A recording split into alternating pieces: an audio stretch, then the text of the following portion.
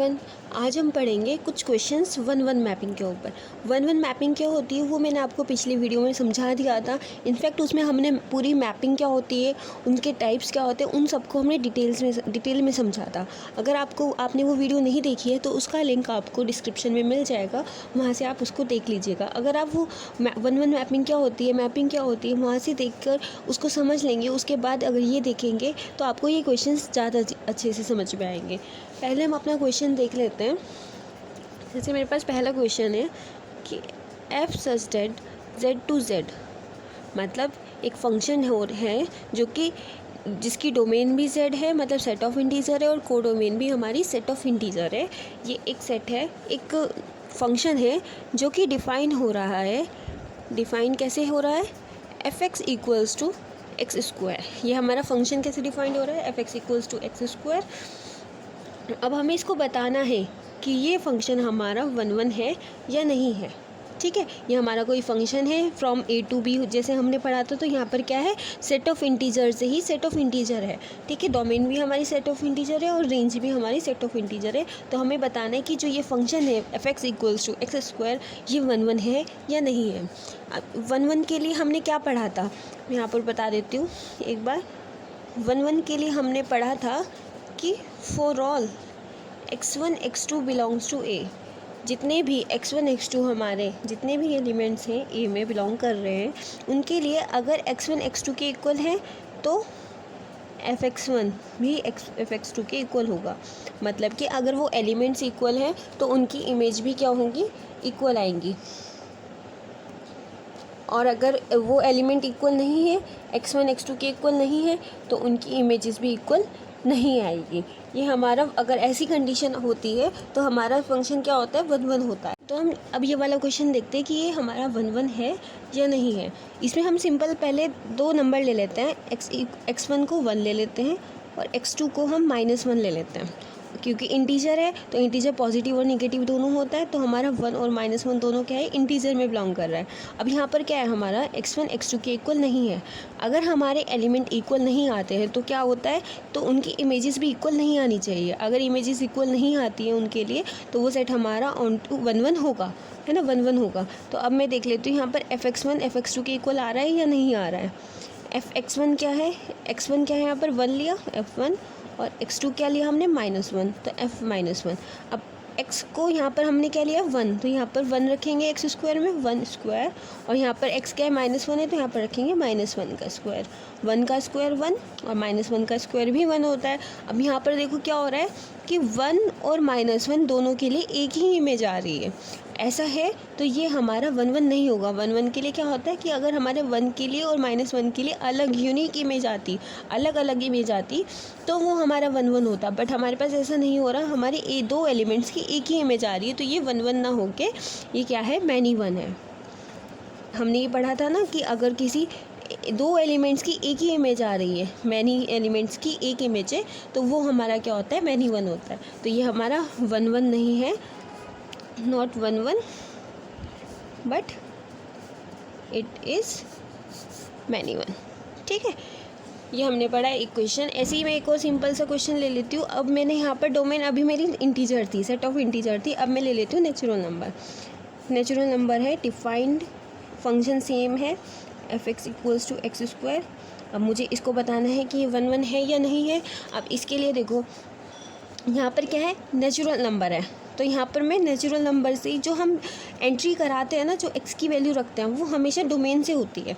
तो अब डोमेन से है तो जो ये x1 x2 की वैल्यू लूँगी मैं, ये क्या लूँगी, इसी सेट से लूँगी, मतलब नेचुरल नंबर से लूँगी। अगर मैं सेम लेती हूँ, सपोज़ मैंने 2 और 2 लिया, मतलब इक्वल नंबर लिए, x1 इक्वल्स टू x2 लिया, तो अब क्या होना चाहिए, f(x1) f(x2) के इक्वल आना चाहिए, है ना। तो मैंने f(x1) में 2 रखूँगी तो सेम ही आएगा, 4 ही आएगा। 2 का स्क्वायर दैट इज़ 4, ये तो सेम आ गया। अगर इक्वल हैं तो हमारी उनकी इमेज भी इक्वल आ गई। इक्वल के लिए तो ठीक है, बट अगर मैं नॉट इक्वल टू लेती हूँ, मतलब x1 और x2 अलग अलग ले लेती हूँ, एक बार x1 2 ले लिया और x2 क्या ले लिया हमने, 3 ले लिया। अब हमारे पास क्या है, x1 x2 के इक्वल नहीं है, तो हमारे f(x1) भी f(x2) के इक्वल नहीं आना चाहिए।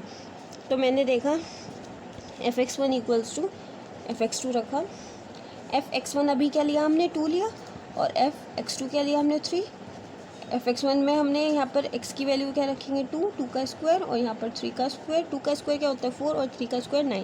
तो ये हमारा इक्वल नहीं आया, मतलब कि अगर हमारे एलिमेंट्स इक्वल नहीं थे तो उनकी इमेजेस भी इक्वल नहीं आई। तो इसका मतलब हमारी ये वाली कंडीशन और ये वाली कंडीशन दोनों ही इस वाले केस में सेटिस्फाई कर रही है। तो अगर हमारी डोमेन नेचुरल नंबर की है और रेंज इंटीजर्स की है तो ये हमारा फंक्शन क्या हो जाएगा 1 1 हो जाएगा। बट अगर हमारी डोमेन इंटीजर्स थी, फंक्शन सेम था, बट तब हमारा 1 1 नहीं था, मैनी 1 था। ठीक है, अब हम नेक्स्ट क्वेश्चन देख लेते हैं। F such that z10 to z10 defined bye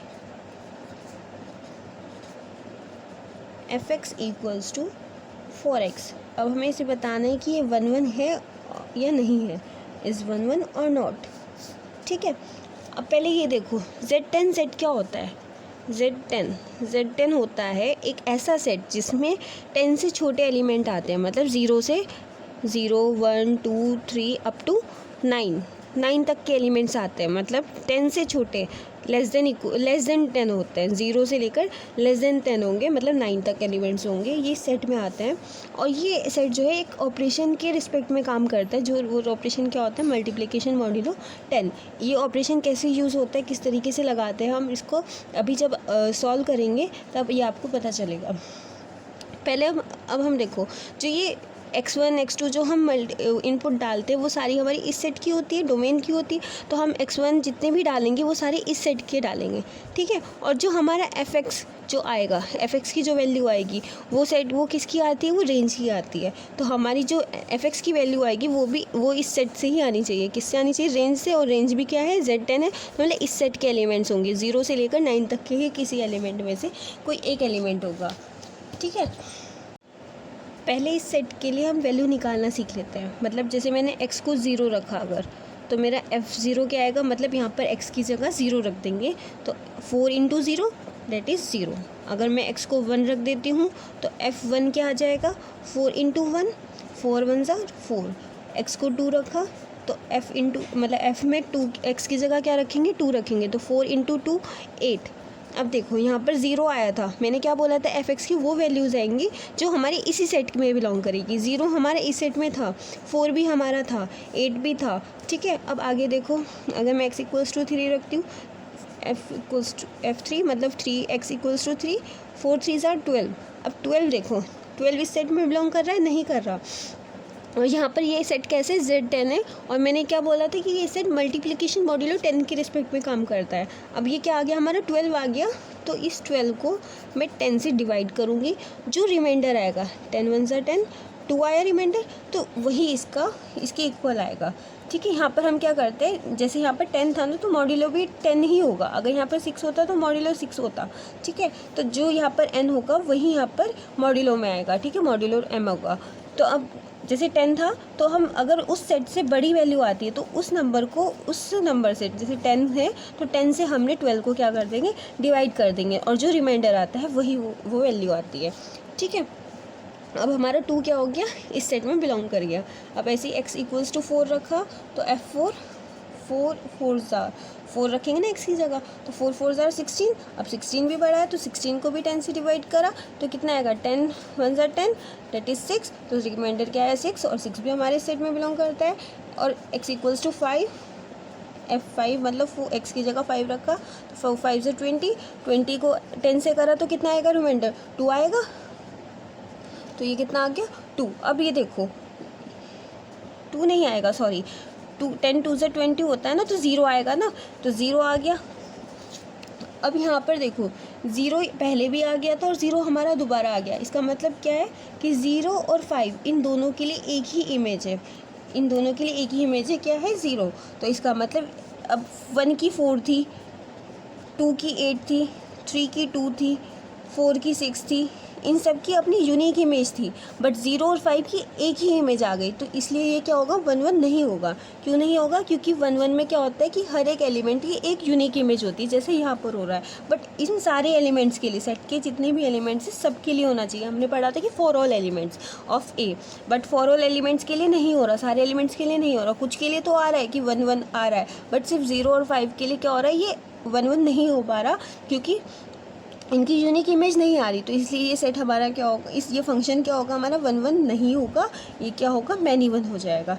क्यों हो जाएगा, क्योंकि यहाँ पर दो एलिमेंट्स की एक इमेज बन रही है।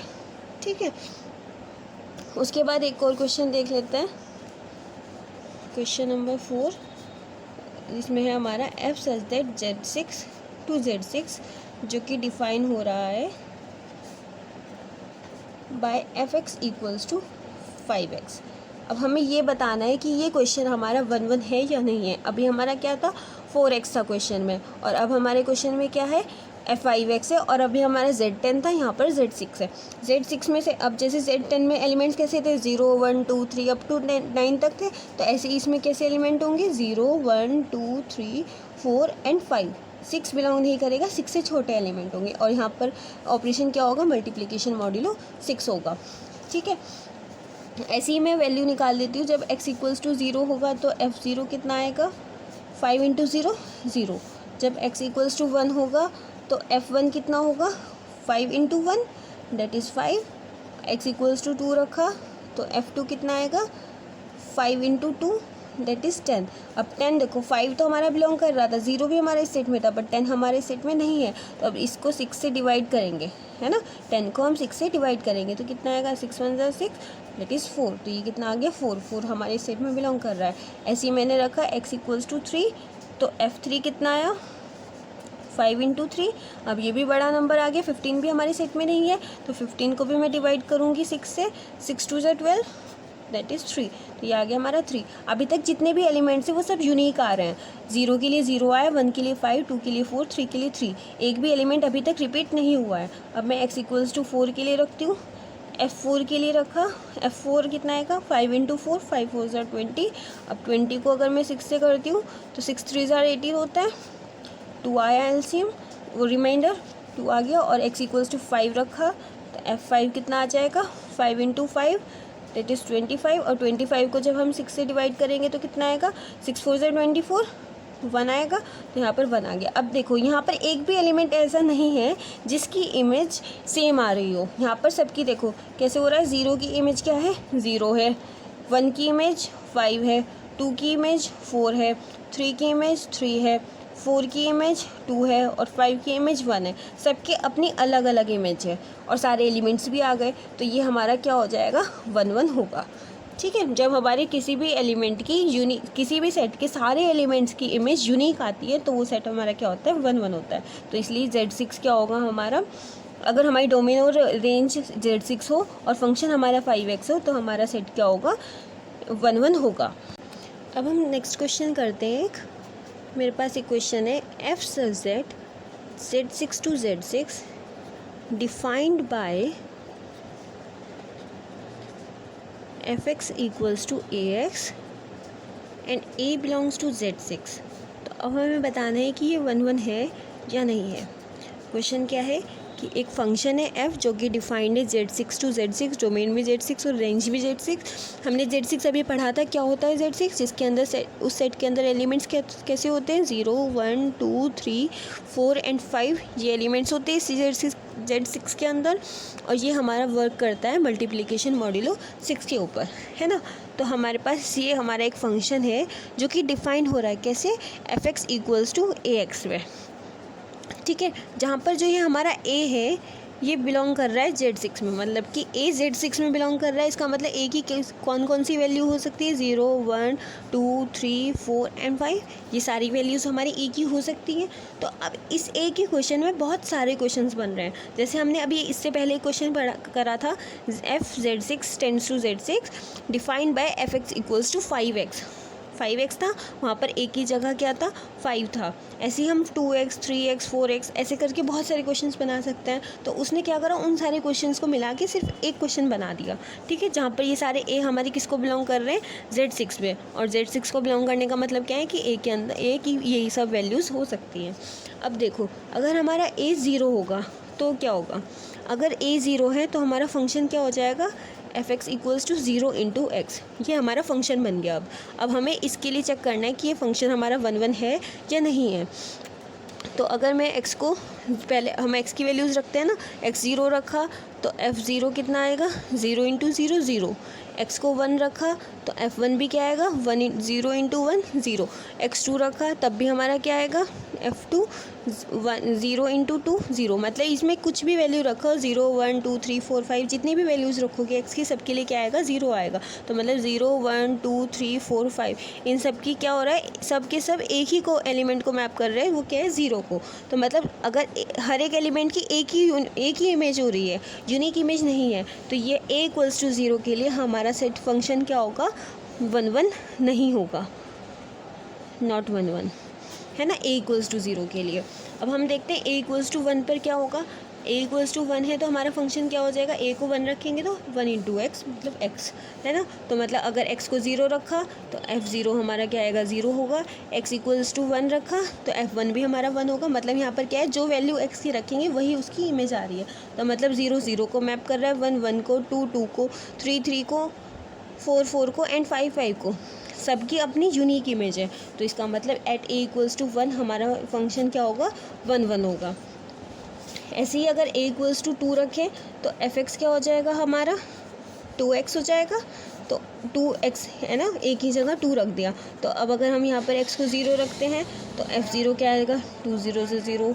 x1 रखा तो f1 क्या आएगा, 2 इंटू 1, यहाँ पर रख रहे हैं ना वैल्यू, तो 2 इंटू 1 2।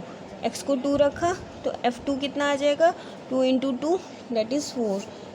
x को 3 रखा तो f3 मतलब 2 इंटू 3, 3 2 ज़ा 6। अब 6 हमारे यहाँ पर बिलोंग नहीं कर रहा है, तो अब हमें यहाँ पर क्या था, मल्टीप्लिकेशन मॉड्यूलो 6 लगाना पड़ेगा, क्योंकि 6 हमारा इस सेट में बिलोंग नहीं कर रहा है। तो 6 को हम अगर 6 से डिवाइड करेंगे, पूरा डिवाइड हो जाएगा, तो कितना आएगा, रिमाइंडर 0 आएगा। तो ये 0 आ जाएगा। अब देखो यहाँ पर 0 की इमेज भी 0 थी और 3 की इमेज भी 0 हो गई। तो यहाँ पर इन दोनों की इमेज यूनिक नहीं है, दो एलिमेंट की इमेज एक आ रही है। तो इसका मतलब ये 1 1 नहीं होगा, नॉट 1 1। अभी तक हमारा a इक्वल्स टू 0 और 2 के लिए 1 1 नहीं आया है, और 1 के लिए हमारा क्वेश्चन क्या है, फंक्शन क्या है, 1 1 है। अब यहाँ देखो, मैंने यहाँ पर सारी सब a इक्वल्स टू 3 के लिए सबकी वैल्यूज़ निकाल ली, a इक्वल्स टू 4 के लिए और a इक्वल्स टू 5 के लिए। जब a इक्वल्स टू 3 के लिए निकाली, तब जब x इक्वल्स टू 0 निकाला तो वो 0 को मैप कर रहा था, और जो 2 था वो भी 0 को मैप कर रहा था। तो यहाँ पर 0 और 2 की एक इमेज है, मतलब यूनिक इमेज नहीं है, तो इसलिए ये क्या हो जाएगा, 1 1 नहीं होगा। और a इक्वल्स टू 4 पे क्या था, 0 की 0 है और 3 की भी 0 है, तो इसलिए इनकी वजह से 0 और 3 की वजह से a इक्वल्स टू 4 पर भी हमारा फंक्शन क्या होगा, 1 1 नहीं होगा। और जब हमने a इक्वल्स टू 5 रखा तो वहाँ पर क्या आया, जैसे यहाँ पर हमारे एलिमेंट से इधर डोमेन में 0 1 2 3 4 एंड 5, और इधर भी हमारे एलिमेंट्स क्या हैं, 0 1 2 3 4 5। इधर भी Z6 है क्योंकि इधर भी Z6 है। अब देखो 0 हमारा 0 को मैप कर रहा है, 1 हमारा 5 को मैप कर रहा है, 2 4 को मैप कर रहा है, 3 3 को मैप कर रहा है, 4 2 को मैप कर रहा है एंड 5 1 को मैप कर रहा है। तो यहाँ पर क्या है, सबकी यूनिक इमेज है ना। कोई भी ऐसा नहीं हो रहा कि किसी की भी इमेज एक हो, किसी दो की इमेज एक नहीं हो रही, सबकी अलग अलग अपनी यूनिक इमेज है। तो इसका मतलब क्या हो गया, ये हमारा 1 1 हो जाएगा। अब यहाँ पर एक चीज़ देखो, हमारा 1 1 फंक्शन कब हुआ था, जब हमारे a की वैल्यू 1 थी।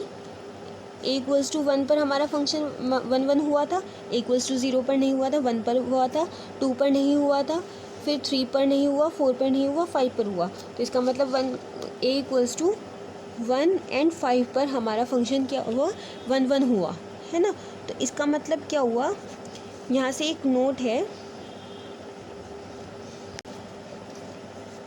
कि अगर फंक्शन है हमारा जो कि डिफाइंड है फ्रॉम Zn टू Zn, जो ये वाला क्वेश्चन था, ये कहाँ से कहाँ डिफाइंड था हमारा, Z6 टू Z6। तो अब हमारा कोई भी Zn हो, मतलब n की जगह 0 1 2 3 4 5 6 कुछ भी हो, Z12 Z13, तो उन सब के लिए डिफाइंड बाय, जो कि ये फंक्शन है, अगर डिफाइंड हो रहा है by f(x) equals to ax और a हमारा Zn में बिलोंग कर रहा हो, तो ये फंक्शन हमारा क्या होगा, 1 1 होगा। कब होगा,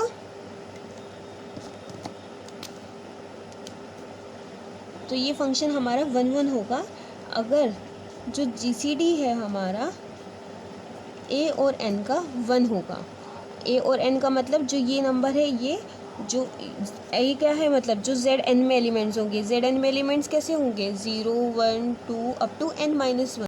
तो जो ये नंबर्स है इनमें से किन्हीं एलिमेंट्स का n के साथ, n मतलब जो यहाँ पर होगा जेड एन है ना, जैसे इसके साथ GCD 1 आए, तो जैसे देखो यहाँ पर था 1 और 5 का, वहाँ पर n क्या था, Z6 था ना, तो 1 और 6 का GCD देखो क्या होता है, 1 और 6 का GCD क्या होता है, 1 होता है, और GCD ऑफ 1 और 5 क्या होता है, वो भी 1 होता है, सॉरी 5 और 6 का भी क्या होता है, 1 होता है। तो GCD जो होता है ग्रेटेस्ट कॉमन डिवीज़न है ना, तो किसी भी जिन दो नंबर्स का सेट के साथ, मतलब जो ये ए है इसमें से किसी एक नंबर का, मतलब कोई भी बहुत सारे नंबर्स भी हो सकते हैं, तो जिनका भी GCD n के साथ 1 होगा, उन वो नंबर्स के लिए वो हमारा फंक्शन क्या होगा, 1 1 होगा। ठीक है, जैसे कि हमारे पास क्वेश्चन है, अगर मैं क्वेश्चन दूँ, एफ सच दैट Z15 से Z15 है, ठीक है, जो कि डिफाइन हो रहा है fx इक्वल्स टू ax, और ax हमारा हमारा क्या कहाँ पर बिलोंग करेगा, 15 में। तो हमें बताना है कि यहाँ पर कितनी 1 1 मैपिंग होंगी, how many 1 1 mapping are there. ठीक है, ये हमें बताना है। तो उसके लिए हम क्या बताएंगे, कितनी मैपिंग होगी, वो नंबर्स के लिए मैपिंग होगी जिनका GCD n के साथ 1 होगा, है ना। तो अब पहले तो 15 में देख लो कितने एलिमेंट्स आएंगे, 0 1 2 3 अप टू 14, ये सारे एलिमेंट्स हमारे Z में आएंगे, Z15 में। तो ये सारे वैल्यूज़ क्या होंगी, ए की भी ये सारी वैल्यूज़ होंगी, 0 1 2 3 अप टू 14। तो जिन नंबरों का, इनमें से जिस भी एक नंबर का, मतलब जितने भी नंबर्स का, एक नहीं जितने भी नंबर्स का n के साथ, मतलब 15 के साथ, a और n जिनका भी GCD हमारा n के साथ 1 होगा, वो हमारा क्या होगा, उसके लिए हमारा फंक्शन क्या होगा, 1 1 होगा। तो यहाँ पर मैं बता देती हूँ वो कौन कौन से n होंगे, a होंगे 1 होगा, क्योंकि 1 का और 15 का GCD क्या होगा, 1 होगा, क्योंकि 1 और 15 को और कोई ऐसा नंबर नहीं है जो कोई डिवाइड करता हो। 2 और 15 को देखो, 2 और 15 को भी कोई और नंबर ऐसा नहीं है कि डिवाइड करता हो। 3 और 15 में क्या होता है, 3 को भी डिवाइड करते हो और 15 को भी, तो 3 नहीं होगा, इनका GCD 3 आएगा। और अगर 4 का देखा जाए, 4 और 15 का GCD 1 आएगा, क्योंकि इनको 1 ही डिवाइड करता है। ऐसे ही करके 1 2 4 7 8 11 13 और 14। तो यहाँ पर ये सारे एलिमेंट्स जो जितने भी ये नंबर्स हैं, इनका GCD n के साथ, मतलब 15 के साथ क्या आ रहा है, 1 आ रहा है। तो इन सब के लिए, इन सभी a की वैल्यूज़ के लिए हमारा जो फंक्शन होगा वो 1 1 होगा। तो यहाँ पर 1 2 3 4 5 6 7 8 नंबर्स हो गए। तो इसका मतलब यहाँ पर 8 1 1 मैपिंग्स होंगी इस क्वेश्चन में। ठीक है, तो आज हम यही ख़त्म करते हैं। इससे अगले वाले वीडियो में हम पढ़ेंगे ऑन टू मैपिंग के ऊपर एग्जांपल्स। ठीक है, चलिए, थैंक यू।